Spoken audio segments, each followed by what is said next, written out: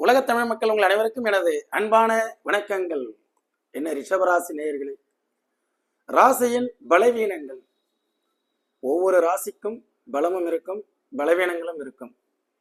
உங்களுடைய ராசியினுடைய பலவீனங்கள் என்ன? கிருத்திகை நட்சத்திரமாக இருக்கட்டும், நீங்கள் ரோகிணியாக இருக்கட்டும், மிருகசீரிடமாக இருக்கட்டும், ஆணாக இருக்கட்டும், பெண்ணாக இருக்கட்டும், புகழ்ச்சியை கண்டு மயங்காதீர்கள்.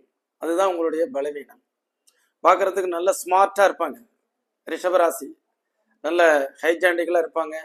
அவங்கள பார்த்த உடனேயே சிலர் பார்த்தீங்கன்னா அந்த தோற்றத்தை கண்டு நீங்க ரொம்ப நல்லா இருக்கீங்க, அழகா இருக்கீங்க, ஸ்மார்ட்டா இருக்கீங்க, இதெல்லாம் இந்த மாதிரி புகழ்ந்து கடைசியில் உங்களுக்கு தான் நஷ்டம். இது எப்படியாவது உங்களிடம் காரியத்தை சாதித்து கொண்டு விடுவார்கள். அதனால எப்பொழுதுமே ரிஷபராசிக்காரர்கள் புகழ்ச்சிக்கு சொந்தக்காரர்கள் தான்.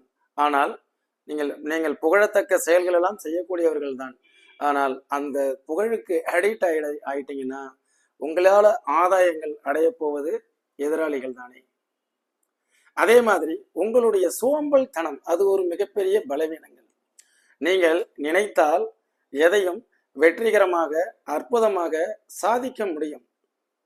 உங்களுடைய அன்னைக்கு ரிஷபராசிக்காரர் சென்னையிலிருந்து கூப்பிடுறாரு, சிரிச்சுக்கிட்டே ஃபோன் பண்றாரு. என்னப்பா அது என்னதுன்னு கேட்டா, சார் இந்த ரிஷபராசிக்கு சொன்னீங்க இல்லையா, ஆமா இதை செய்யாதீங்க முதல்ல அப்படின்னு. அதுல சோம்பேறித்தனத்தை பண்ணி தான் சார் நான் எல்லாத்தையும் இழந்தேன். நிறைய நஷ்டங்கள் ஆனது காரணமே என்னுடைய சோம்பேறித்தனம். அதே மாதிரி அலட்சியம், ஒரு விஷயத்தை அலட்சியப்படுத்துறது. நாம ரிஸ்க் எடுத்து செஞ்சு வெற்றி பெறக்கூடியவர் நீங்க தான். ஆனால் அலட்சியமே உங்களை பல ரிஸ்குகளை எடுக்க விடாமல் தடுத்து விடுகிறது. உங்களுடைய சோம்பேறித்தனம். எத்தனையோ ரிஷபராசி 6 மணிக்கு முன்னாடி எழுந்தவர்கள் எல்லாம் வாழ்க்கையில மிகப்பெரிய உன்னதமான வெற்றியை அடைஞ்சிருக்கிறாங்க. 9 மணி வரைக்கும் தூங்கிட்டு இருக்கிறவங்க நிறைய பேர் தோல்வியை தான் தெரிவிக்கிறாங்க. அதனால சோம்பலை கைவிடுங்கள். அதே மாதிரி புகழ்ச்சிக்கு அடிமையாகாதீர்கள். அதற்கு அடுத்தது, எதை கண்டாலும் உங்களுடைய பலவீனம் என்றால், யாராவது ஒருத்தவங்க ஒரு விஷயத்தை மிகைப்படுத்தி பேசிட்டாங்கன்னா உடனே நம்பிடுறது. வாங்க இதை வாங்கிக்கங்க, இது ரொம்ப அற்புதமான பொருள். ஓ அப்படியா? எதையும் ஆழ்ந்து யோசித்து நன்கு தீர விசாரித்து அதன் பிறகு ஒரு விஷயத்தில் முதலீடு செய்வதோ, அதே மாதிரி ஒரு பொருளை வாங்குவதோ உங்களுக்கு வெற்றிக்கு உண்டான வழியாகும். நீங்கள் உங்களுடைய நண்பர்கள் சொல்கிறார்களே என்பதற்காக அவருக்காகவே அந்த பொருளை வாங்கி கடைசியில் அது பார்த்தீங்கன்னா டூப்ளிகேட், வேஸ்ட், மணி வேஸ்ட், இப்படியெல்லாம் நிறைய உங்களுக்கு அந்த பலவீனங்கள் எதையும் ஆழ்ந்து கவனிக்காமல் செய்வது மிகப்பெரிய பலவீனம். அதற்கு அடுத்தது, எது ரிஷபராசியினுடைய பலவீனங்கள் என்பது வெளிப்படையான பேச்சு. நீங்க யார்கிட்டையும் பேசும்பொழுது வெளிப்படையான உண்மையான உங்களுடைய குடும்ப ரகசியங்களை, குடும்ப விஷயங்களை எல்லாம் வெளிப்படைத்தன்மையாக எல்லாரிடம் பேசுவது ஒரு பலவீனம். அது மாதிரி பேசுனீங்கன்னா அது தேவையில்லாமல் நம்மளுடைய குடும்ப அந்தரங்க விஷயங்களை அடுத்தவர் அறிந்து கொண்டு நம்மளை பலவீனமாக்க பார்ப்பார்கள். அடுத்தது, எது உங்களுடைய பலவீனம்? கண்டவுடன் காதல், கொண்டவுடன் மோகம்னு சொல்லுவாருங்களே, எதையுமே உடனே முடிவெடுக்காதீர்கள். தள்ளி போடுங்கள், பொறுமையாக யோசிங்கள், அவசரப்படாதீர்கள். எருதொரு மாறேல் என்ற ஒரு பழமொழிக்கு சொந்தக்காரராகி நீங்கள் எப்போதுமே உங்களுக்கு ஒரு ரூட் கிடைச்சிருச்சுன்னா அதில் அப்படியே ஸ்ட்ரைட்டா கொஞ்சம் கூட திரும்பியே பார்க்காம நேராக போயிடுறீங்க. அந்த நேராக போகும்போது நம்ம கிடைச்ச வாய்ப்புகளை பயன்படுத்தி பல இடங்களில் இந்த சைடு அந்த சைடு பார்த்து கொஞ்சம் யோசித்து நமக்கு தேவையான விஷயங்கள் எல்லாம் அங்கே கேகர் பண்ணுறது நல்லது. ஒரு டூரே போகிறோம், நம்ம இலக்கு நோக்கியே போயிட்டு இருக்கக்கூடாது.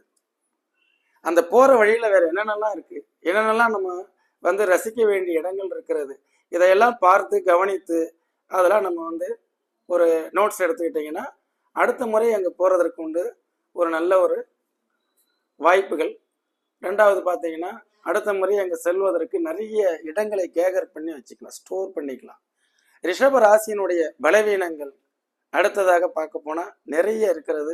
இதையெல்லாம் நம்ம ஒவ்வொரு பார்ட் ஒரு 5 நிமிஷம் வீடியோவாக நாம் விரைவில் பார்ப்போம். அடுத்தது, வெற்றிக்கான காரணங்கள் என்ன அப்படிங்கிற நிகழ்ச்சியில நான் உங்களை மீண்டும் சந்திக்கிறேன். வணக்கம். இன்று கேள்வி பதில் நிகழ்ச்சியில 188வது பகுதிக்கு நாம வந்துட்டோம். 188வது பகுதியில யாரெல்லாம் என்ன கேட்டிருக்கிறார்கள் அப்படிங்கிறத பார்ப்போம். அதாவதுங்க, ஒரு 100 கேள்வி பதில் நம்ம ப்ரோக்ராம் பண்ணோம். அது அப்படியே அந்த ஆர்வத்தில் ஒன்றா இன்னைக்கு 200 கிட்ட நெருங்கிக்கிட்டு இருக்கு. ரைட். இன்னைக்கு கரெக்டாக நம்ம 188வது பகுதியில் எடுத்த உடனேயே ஃபர்ஸ்ட், ஐயா கடகராசி, பூச நட்சத்திரம், கும்ப லக்கணம், ஃபைனான்ஸ் பண்ணலாமா, ஃபைனான்ஸ் தொழில் யார் செய்யலாம், ஒரு வீடியோ அழகாக நம்ம போட்டிருக்கிறோம். கும்ப லக்கணத்திற்கு பூச நட்சத்திரத்துக்குன்னு பொதுவாக பார்க்கக்கூடாது. உங்களுடைய டேட் ஆஃப் பர்த் டயத்தை அனுப்பியிருந்தீங்கன்னா இப்போ ஸ்க்ரீனில் நான் பொறுப்பாக பார்த்து 2ஆம் பாவாதிபதி எங்கே இருக்குது, 2ஆம் பாவாதிபதி 8ஆம் பாவாதிபதி பரிவர்த்தனை ஆகியிருந்தாலோ, 2 கூடியவன் 12ஆம் இடத்துல மறைஞ்சி 8ஆம் இடத்துல இருந்தாலோ ஃபைனான்ஸ்லாம் பண்ணக்கூடாது. கொடுத்த பணம்லாம் திரும்பி வர்றதுங்காட்டி கோர்ட்டு கேஸுன்னு போய் தான் வாங்கணும். சரிங்களா? அதனால் அந்த வீடியோவை நல்லா பாருங்கள். போர்டு போட்டு கிளியராக விளக்கியிருப்பேன். நீங்கள் டேட் ஆஃப் பர்த் டைம்லாம் கொடுத்துட்டு கேளுங்க சாமி. ஜாதகப்படி எப்படிப்பட்ட குழந்தை பிறக்கும், அந்த வீடியோவை கொஞ்சமாக தான் பார்த்துருக்காங்க. இப்போ தான் அதை ரிலீஸ் பண்ணியிருக்கோம். 2 நாள் தான் ஆச்சு. அஜய்குமார், எப்போது குழந்தை பிறக்கும், எப்பொழுது குழந்தை பிறக்கும் என்பது அஜய்குமார் கணவன் மனைவி 2 பேருடைய டேட் ஆஃப் பர்த் டைம் 2 பேருடைய ஜாதகத்தையும் கொடுத்து பார்க்கணும்.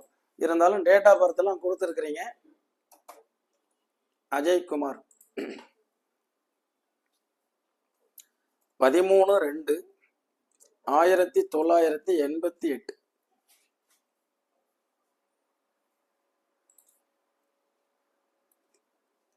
19:25,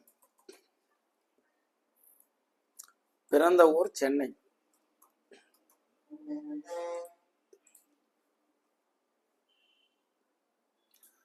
தனுசு ராசி, மூல நட்சத்திரம். பொதுவாக 5ஆம் பாவகத்துல சனி இருந்ததுனாலும் தாமதமாக குழந்தை பிறக்கும். சரிங்களா? 5ஆம் பாவாதிபதியினுடைய திசா புத்தி அந்தரங்களை நாம பார்க்கணும். இப்ப சந்திர திசையில சனியினுடைய புத்தி 5ஆம் இடத்துல சனி. அப்ப 8/2/2025 வரைக்கும் பொதுவா குழந்தை பாக்கியத்துக்கு ஒரு தடை தாமதங்கள் ஏற்படும். உங்க ஜாதகப்படி என்னுடைய அனுபவத்தில் ஆண் குழந்தை பிறக்க வாய்ப்புகள் உண்டு. வீரிய ஸ்தானாதிபதி சுக்கிரன் உச்சம் பெற்றிருந்தாலும் 8ஆம் இடத்தில் ராகுவின் சேர்க்கையில் மறைந்திருக்கிறது. அதனால உங்களுடைய மனைவி ஜாதகத்தையும் சேர்த்து பார்த்து அதன் பிறகு பார்த்தீங்கன்னா நீங்க அதை தீர்மானமாக தெரிஞ்சுக்கலாம். சரிங்களா? குழந்தை பாக்கியம் உண்டு. பிப்ரவரி மாதத்துக்கு மேலே 2025 ஆண் குழந்தைக்கு வாய்ப்புகள் அதிகம். வணக்கம் சார். அடுத்தது பாரதி கவி, என் கணவரின் ஜாதகம் தெரியாது. என் ஜாதகத்தில் குழந்தை பற்றி அறிய வேண்டும். மகர லக்கணம், 5ஆம் பாவாதிபதி 4இல், 5ஆம் பாவாதிபதி 4இல் மேஷத்தில், கிருத்திகை 1ஆம் பாதத்தில், 8ஆமாதிபதி சாரம், புதன் சூரியன் மீனத்தில், சனி லக்கணத்தில். இது என் ஜாதகம். அது மாதிரிலாம் கேட்காதீங்க சாமி. Date of birth, time, place of birth, கேள்வி ஒரே கேள்வி, பதில் அழகா என்னுடைய இதில் நான் சாரம் பார்க்கணும். புரியுதுங்களா? வேற ஷட்பலத்தில் எப்படி இருக்குன்னு பார்க்கணும். ஆக மொட்டையா ஒரு கேள்வி கேட்காதீங்க. அடுத்தது கும்ப லக்கணமும் கன்னி ராசியும் உங்களுக்கு எல்லாத்துக்கும் போட்டிருக்கேன். மேச லக்கணமும் விருச்சிக ராசியும், ரிஷப லக்கணம் தனுசு ராசி, மிதுன லக்கணம் மகர ராசி. இதெல்லாம் சந்திரன் 8ஆம் இடத்தில் இருப்பதால் அந்த திசை வரும்பொழுது கவனமாக இருக்கணும். அருமையான தெளிவுரை, நன்றின்னு போட்டிருக்கிறாரு. மிதுன ராசி குழப்பம்தான், எஸ் அப்படிங்கிறார். யார் குழப்பவாதி? அதாவது மிதுன ராசி குழப்பம்னு சொல்ல முடியாது. பொதுவாக உபய ராசிகள் ஒன்று ஸ்திர ராசின்னு வைங்களேன். ரிஷபம், சிம்மம், விருச்சிகம், கும்பம் ஒரு தீர்மானமா ஒரு ஷெட்யூல்ட தீர்மானிச்சிருவாங்க. சரராசியாகிய மேஷம், கடகம், துலாம், மகரம் ஆண்டவே போற போக்குலயே ஒரு விஷயங்களை சக்சஸ் பண்ணிட்டு போயிட்டே இருப்போம். கிடைச்சது, அடிச்சேன், 6 போய் விழுந்துருச்சு. ஆக இந்த உபய ராசிகள் மீனம், மிதனம், கன்னி, தனுசு ஒரு மாதிரி ஆக்சிலேஷன் மூமெண்ட்ஸ்ல இருக்கும். அதுதான் குழப்பம்னு சொல்றது. சரிங்களா? அந்த வீடியோலாம் நிறைய நீங்க ஷேர் பண்ணி விடுங்க, எல்லாருக்கும் யூஸ்ஃபுல்லா இருக்கும். 10ஆம் பாவக ரகசியங்கள் 13/7/1988 நாமக்கல். எப்ப கல்யாணம்னு கேட்கிறார் ரஞ்சித் குமார். திருமணம் எப்பொழுது?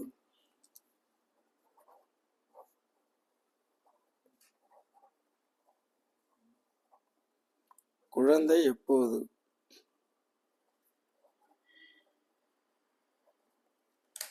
இது மாதிரி டேட் ஆஃப் பர்த் டைம் தெளிவா கொடுத்துட்டு ஒரு கேள்வி கேட்டீங்கன்னா அழகா பதில் சொல்ல முடியும்.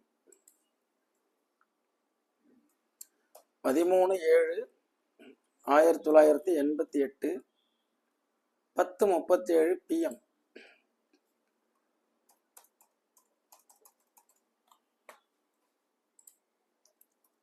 நாமக்கல்.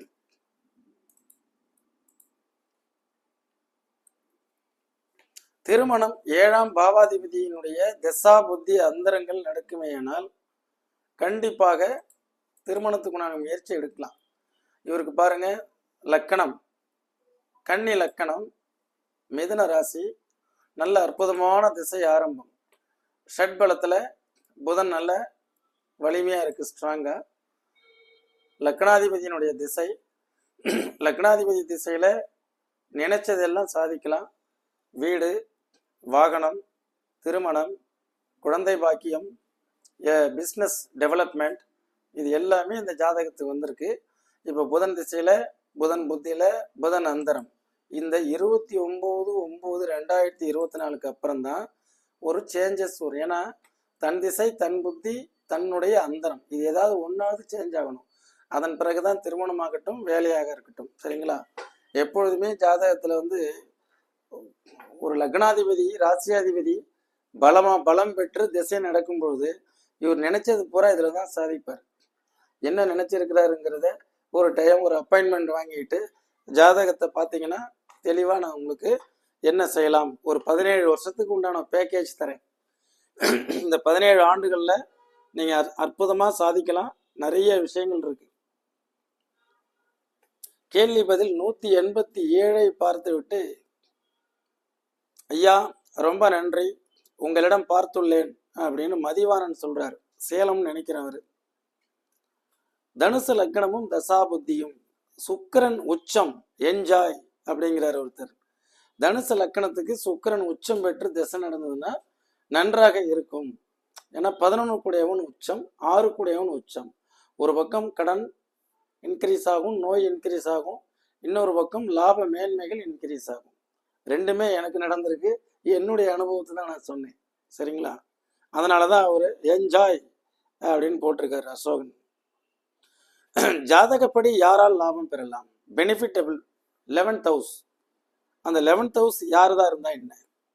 வணக்கம் ஐயா, எனக்கு நாம யோகங்கள் பற்றி விளக்குங்கள். நாம யோகங்கள் பற்றிய மூல நூல்கள் எவை? ரைட். அதாவது 27 யோகங்கள் இருக்கு. அந்த 27 யோகங்கள்லையும் ஆயுஷ்மான் யோகம், இந்த மாதிரி எல்லாத்துக்கும் நாங்கள் ஆரம்பத்தில் படிக்கும் பொழுது ஒவ்வொரு யோகத்தில் பிறந்தவர்களுக்கு குணங்கள் கொடுக்கப்பட்டிருக்கு. என்ன மாதிரி இருப்பார், அந்த மாதிரி ஒவ்வொருத்தவங்களுக்கும் ஒரு இது. அந்த நூல்கள் நான் கண்டிப்பாக உங்களுக்கு மூல நூல்கள், நான் யூனிவர்சிட்டியில் உள்ள சிலபஸை படித்தேன். புக்கு நான் இருந்ததுன்னா உங்களுக்கு கண்டிப்பாக அந்த இதில் பதில் அனுப்புகிறேன். வணக்கம் சார்.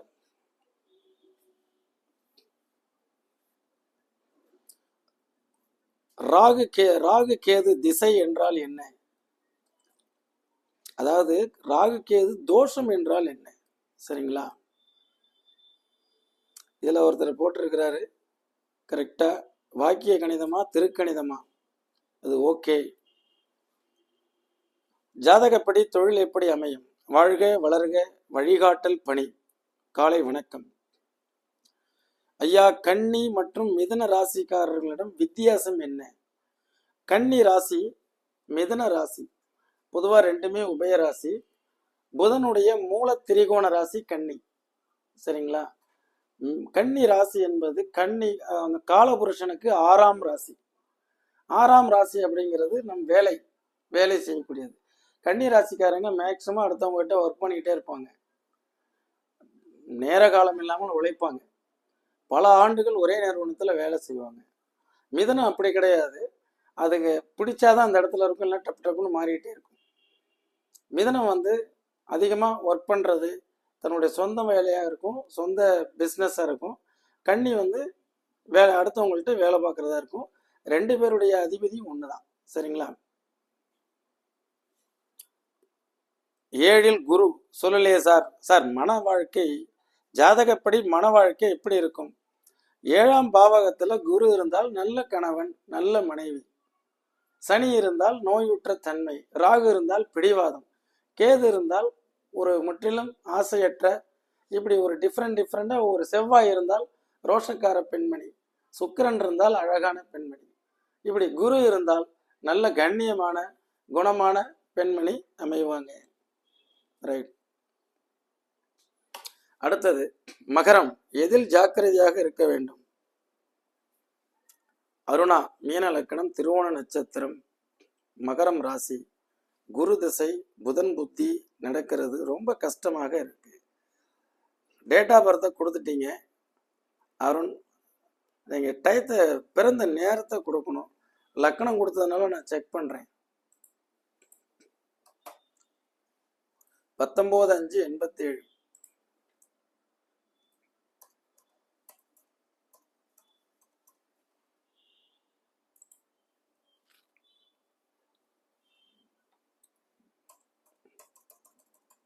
இதே எனக்கு டைம் வேஸ்ட் ஆகுது பார்த்தீங்களா? இப்போ லக்கணத்துக்காக நான் தேடணும். மீன லக்கணம் 9 மணி.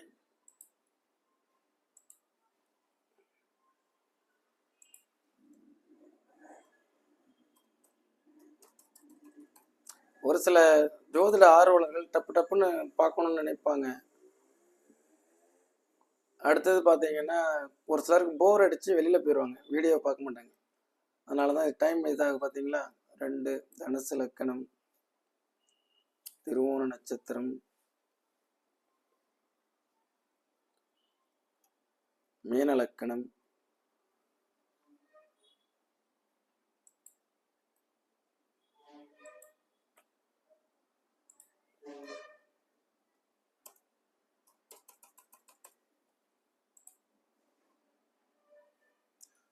மீன லக்கணம், திருவோண நட்சத்திரம், மகர ராசி. கேள்வி என்ன? ரொம்ப கஷ்டமாக இருக்கு. குரு திசை லக்னாதிபதி திசை, லக்னாதிபதி லக்னத்திலே இருக்கு. சரிங்களா? இந்த குரு திசையில கேது புத்தி, கஷ்டங்கள். இந்த பொதுவாக சனி விலகுனா சரியாயிடும், இன்னும் 2 வருஷம், அதுக்கப்புறம் உங்களுக்கு சரியாயிடும், பயப்பட வேண்டியதில்லை. இது ஒன்றும் பெரிய கஷ்டமான ஜாதகம்லாம் கிடையாது, இதை விட கஷ்டமான ஜாதகம்லாம் நான் பார்த்துருக்கேன். அதனால குரு உங்களுக்கு லக்னாதிபதி திசை நன்மை தான் செய்வார். வேற உங்களுடைய சிம்டம்ஸ் வேற என்ன மாதிரி கஷ்டம், 2 கூடையவன் 4 பண கஷ்டம்லாம் கிடையாது. அதே மாதிரி பிஸ்னஸ் 10 கூடையவன் லக்னத்திலே, நீங்கள் தான் உங்களுடைய கரியரை செலக்ட் பண்ணணும். கேள்வி ஒரே ஒரு ரொம்ப கஷ்டம்னு சொல்லிட்டீங்க, தெளிவாக கேட்டீங்கன்னா சொல்லலாம். ராசியின் செயல்பாடுகள், வாருங்கள் ஜோதிடம் அறியலாம். சூப்பர் ஐடியா, கரெக்டாக புட்டு வைக்கிறீர்கள். உங்களிடம் கற்றுக்க வேண்டியது நிறைய இருக்கு. உங்கள் வீடியோகளை பார்க்க ஆர்வம் மிகுதியாகிறது. அதாவது நாங்கள் ஜோதிடம் கற்றுக்கும் போதெல்லாம் கொஞ்சம் கஷ்டமாக இருந்தது. அந்த நூல்கள்லாம் ஒருத்தருடைய நூல் அவர் பேர்லாம் சொல்ல மாட்டேன், கொஞ்சம் நான் படிச்சிருந்ததும் அவர் நூலை படித்தோம்னாக்கா கொஞ்சம் கற்றுக்கிட்டதும் மறந்துடும். அவர் புக்கினுடைய தலைப்பு ஒன்றா இருக்கும், உள்ளுக்குள்ளார போய் பார்த்தா எங்கெங்கேயே போயிருப்பார். ஒரு காலகட்டத்தில் அவர் புக்கு வாங்குறதே விட்டுட்டேன். 300-400 புத்தகம் இருக்குங்க. அப்புறம் தெளிவாக ஆத்தூர் மாதேஸ்வரன் அவருடைய நூல்கள் ரொம்ப வழிகாட்டுதலாக இருந்தது. அவரை ரோல் மாடலாக எடுத்துக்கிட்டு நான் என்ன பண்ணிட்டேன்னா, இப்போ 25-20 ஆண்டுகளுக்கு முன்பே அவர்கிட்ட ஃபோன் பண்ணி பேசிட்டு, ஆக அதே மாதிரி ஃபாலோ பண்ணி ஒவ்வொருத்தவங்கள்ட்டையும் செக் பண்ண ஆரம்பித்தேன். செக் பண்ண அவங்கள்ட்ட இருந்ததை ப்ராக்டிக்கலாக உண்மைன்னு ஒத்துக்கிட்டாங்க. அதனால தான் இந்த மாதிரி புட்டு வைக்கிறதுக்கு முடியுது. வாழ்த்துக்கள். உங்கள் பேர் நேம் இல்லதில்லை. ரைட். வணக்கம் சார். அண்ணா வணக்கம். விமல். இதை செய்யாதங்க முதல்ல. மீனம் 100% ஷியூர். விரய சனி now spending for all home advancement sir. இதெல்லாம் விரைய செலவுகள் போயிட்டு இருக்கும். மிதனம், எதில் ஜாக்கிரதையாக இருக்க வேண்டும்? மிதன ராசி always not accepting others view sir. நானே ராஜா நானே மந்திரி, இதான் மிதனம். ரைட். 500% ட்ரூ அப்படின்னு தீபிகா போட்டிருக்கிறாங்க. 100% ஓகே, 500% உண்மை அப்படிங்கும்பொழுது அவங்க இதை எந்த அளவுக்கு அதை ரசித்து அதை உணர்ந்திருப்பாங்கன்னு பாருங்க. ராகுகேது தோஷம் என்னதான் செய்யும்? Super, very true. ரைட். இன்னைக்கு பார்த்தோம்னா நம்ம ஓரளவுக்கு ரொம்ப கேப் போட்டு இப்போ கேள்வி பதில் பார்த்தோம். மீதி உள்ளதை நம்ம நாளைக்கு 189 மீண்டும் சந்திப்போம். என்றும் உங்கள் ஜோதிட வாழ்வியல் ஆலோசகராக. நன்றி, வணக்கம்.